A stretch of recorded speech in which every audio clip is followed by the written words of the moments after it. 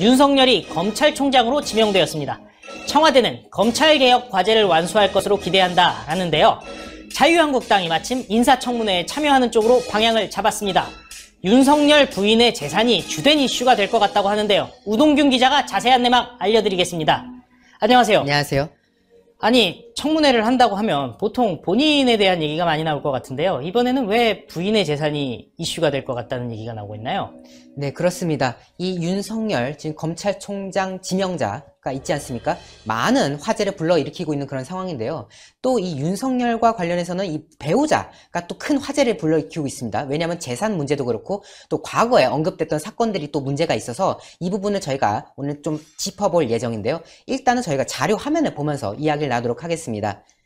네, 보시면은 이 인물이 바로 지금 윤석열 검찰총장 지명자의 배우자인 김건희 씨인데요. 이 김건희 씨는 개인 사업을 운영하고 있습니다. 코바나 컨텐츠라는 이제 업체의 대표이고요. 1972년생으로서 2018년 10월에 원래 이름이 이제 김명신이었다고 합니다. 근데 여기서 개명을 했다고 알려져 있고요. 또 2012년 3월에 윤석열 씨와 결혼을 했는데 굉장히 늦은 나이에 결혼한 거죠. 당시에 김건희 씨가 41살, 그리고 윤석열 씨가 53살 해가지고 무려 12살 차이로서 결혼을 하게 돼서 또 크게 화제가 됐었습니다. 이 김건희 씨가 이제 운영 중인 코바나 컨텐츠가 도대체 뭐 하는 회사냐라고 또 많이들 궁금해 하실 텐데요. 약간 예술 관련 회사입니다. 그래서 뭐 2008년부터 쭉 뭐 까르띠에니, 샤가리니, 고흐니 하면서 아주 유명한 그런 전시를 이제 맡았었고요. 이제 보면은 김건희 씨 같은 경우는 어떻게 윤석열 씨와 알게 됐냐라는 것을 또 모 언론사와 언급을 했었는데 오래전부터 그냥 아는 아저씨로 알고 지냈다. 그러니까 아저씨 정도로 아는 사이였는데 한 스님이 나서서 연을 맺어줬다. 라고 해가지고 이 인터뷰도 당시에 크게 화제가 됐던 부분이 있습니다. 근데 지금 이게 왜 지적이 되고 있느냐라고 하냐면은 지금 재산 문제 때문인데요. 이것이 뭐냐? 3월 28일, 올해 3월 28일 날 고위공직자들 대상으로 한 정기 재산 변동사항이 있는데요. 여기에 따르면은 윤석열 서울중앙지검장의 재산이 65억 9천여만 원이다. 라고 해가지고 이것이 법무부와 검찰의 고위 관계자 대상자 중 41명 있는데 이 중에 1등을 차지했어요. 대단하네요. 65억이나 있다니. 그렇습니다. 재산이 굉장히 많은데요. 재산이 많은 건 흠이 아닙니다. 근데 이 다음 자료를 보시면요. 윤석열 씨가 이제 신고한 그 재산 내역 중에 예금이 있지 않습니까? 예. 그 예금이 51억 8,600만 원 가량 되는데 이 중 그 와이프 배우자인 김건희 대표의 예금이 49억 7,200만 원, 그리고 본인 예금은 2억가량으로 거의 압도적으로 거의 배우자의 몫이고요. 또 신고가액 12억 원 가량인 서울 서초동에 복합 건물이 있습니다. 이건 역시도 배우자인 김건희 대표의 명의로 지금 소유가 되고 있어서 거의 사실상 이 윤석열 지검장 재산 중 대부분이 배우자의 몫이다 라고 해서 크게 화제가 됐던 부분인 거죠. 정말 특이한 게요. 보통 이제 재산을 얘기를 하면은 부동산이 보통 많이 차지를 하지 않겠습니까? 그리고 부동산이 많이 차지를 하고 그리고 뭐 주식이라던가 뭐 이런 경우가 많은데 이분들 같은 경우는 예금, 그러니까 굉장히 현금화할 수 있는 재산이 많다라는 게 굉장한 특징인 것 같습니다. 그렇습니다. 정말 현금화할 수 있는 재산들이 많은 게 특징인 거고요. 근데 저희가 이 재산 문제를 왜 지금 주시하고 있냐면요. 추후에 있을 청문회에서 이것이 또 중점적으로 다뤄질 부분이라고 보여지기 때문인데 일단은 또 저희가 자료 화면을 보여드리면서 이야기 나도록 하겠습니다. 네, 이것은 이제 2012년 3월의 내용인데요. 대검 감찰 1과로부터 윤석열 씨가 조사를 받았던 적이 있습니다. 이 내용이 뭐냐면요. 정모 씨라는 인물이 접수를 했다고 합니다. 이 검찰 쪽에. 내용이 대검 중수 1과장이었던 윤 지검장이 장모, 그의 장모와 관련된 사건에 부당하게 개입했다라는 주장을 했었거든요. 그래서 이것에 대해서 조사를 했었는데 당시에 윤석열 지검장은 진정 내용은 모두 사실이 아니다. 오히려 이 정모 씨란 인물은 우리 장모님을 괴롭혔던 사람이다 라고 이제 주장했던 겁니다. 네. 어쨌든 이제 그 감찰 결과 무혐의로 종결이 됐던 부분이긴 한데 이게 뭐냐면요. 다음 자료를 저희가 보여드릴 텐데 이게 이제 작년 10월입니다. 작년 10월에 장제원 의원과 윤석열 지검장 간에 이제 치열한 공방이 있었는데 바로 이 장모, 이 윤석열 씨의 장모와 관련된 사기 사건 연루 의혹, 이것을 이제 다이렉트로 아주 직접적으로 언급을 했던 거예요. 이렇게 말을 합니다. 피해자 9명이 그러니까 이제 장제원 의원 본인한테 찾아와가지고 장모로부터 30억의 사기를 당했고 그 장모의 대리인이 징역을 살고 있다. 주범격인 장모는 근데 징역을 살지 않고 거리를 활보하고 있는데 그 배후에 윤석열 지검장이 있다더라 라고 하소연을 했다는 거예요. 이 자리에 이제 윤석열 지검장도 있었던 건데 이제 황당했겠죠. 당황했겠죠. 본인 입장에서는. 그래서 아무리 국감장이라지만 너무한 거 아니냐 라고 하면서 언성을 높였던 부분이 있고 서울중앙지검에 나와 관련된 사건은 없다. 이곳에 검사들이 있으니 나랑 관련된 고소가 있는지 여쭤봐라 라고 해서 오히려 이제 맞서는 그런 상황이었습니다. 그러면서 몇십억 손해를 입은 피해자라면 형사고소를 했을 텐데 나는 이 사건이 어디에 있는지도 몰랐다 라고 해서 이제 부인을 했던 부분이고요. 근데 문제는 이뿐만이 아니라요. 지금 또 이 아까 앞에서 언급했던 그 김건희 대표 있지 않습니까? 네. 아까 뭐 현금이 많다 뭐 이런 얘기도 하셨는데 네. 사실 내막을 보면 이렇습니다.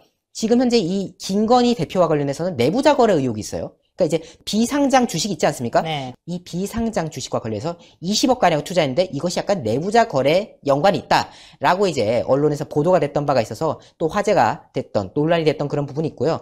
여기에 대해서 이제 윤석열 지검장이 당시 해명을 하긴 했었습니다. 이제 그 부인이 지인의 권유로 이제 비상장 주식에 20억을 투자하려다가 이제 본인이 서울중앙지검장이 임명되면서 이제 이해충돌 문제가 우려가 있으니까 이것을 고려해서 계약을 해지하고 원금만 돌려받았다라고 이제 윤석열 지검장은 당시 해명을 했었어요. 네. 하지만 어쨌든 간에 이 재산과 관련해서 뭔가 석연치 않은 부분들이 계속해서 주장이 되고 있기 때문에 아마 청문회 때 이 부분이 집중적으로 보도가 되지 않을까, 언급이 되지 않을까 하는 이야기가 나오고 있습니다. 쉽지는 않죠. 보통 회사에 투자를 한다고 했을 때요. 20억이나 되는 큰 돈이 들어갔는데 사실은 상대방 입장에서 보면 개인적인 사정 아닙니까? 남편의 직업 때문에 투자를 할 수가 없게 돼서 원금을 다 받는다. 이건 굉장히 특이한 상황이라고 저는 생각을 하고요. 그래서 그 원금을 다 돌려받았다? 이거는 굉장히 비즈니스 하는 사람들 사이에서는 특이한 상황인 것 같습니다. 네, 그렇습니다. 정말 이게 과연 제대로 된 부분이 있는지 없는지 따져봐야 되는 거지 않겠습니까? 일단 자유한국당이 사실은 그 지난날 4월에 패스트트랙 과정에서 아주 극렬한 주장을 했었는데 이것이 결국 그 법력권의 야합에 의해서 결국 통과가 돼버렸지 않습니까? 네. 그렇기 때문에 지금 현재 자유한국당에서는 국회에 지금 나서지 않는 그런 상황인 건데 일단은 지금 보니까 윤석열 씨에 대해서는 청문회를 추진할 생각인 것 같습니다. 저희가 자료 화면을 보면서 또 이야기 드리도록 할 텐데요. 나경원 한국당 원내대표가 이런 말을 했습니다. 이 정권에 불만이 있으면 옷 벗고 나가라는 선언으로 보인다. 이것이 뭐냐면은 윤석열 지검장이 만약에 검찰총장으로 임명이 될 경우에 그 윗기수들이 대부분 다 옷을 벗어야 되는 그런 상황이지 않습니까? 네. 근데 그 해당 기수들이 또 문재인 정부에 대해서 또 반대가 되는 또 따끔한 충고를 하는 그런 말들을 많이 했거든요. 네. 그렇기 때문에 이번 윤석열 임명이 이들을 다 몰아내는 계기가 되는 거 아니냐라는 우려가 있는데 이것에 대한 이제 의견을 낸 것이고요. 그 다음으로 한 말이 이제부터 전략을 다변화하고 다각화하는 한편 문제점을 집중적으로 파고드는 기동성도 필요하겠다. 제가 보기엔 그 첫 번째 과제로서 바로 윤석열 검찰총장 후보자 청문회를 생각한다 라고 하면서 이 윤석열에 대한 이 검찰총장 그 청문회 이 부분에 대해서 자유한국당도 참여를 하겠다. 참여를 해가지고 과연 이 윤석열 이 인물이 검찰총장으로서 적합한 인물인지 시시비비를 따져보겠다라는 의견을 분명하게 밝혔습니다.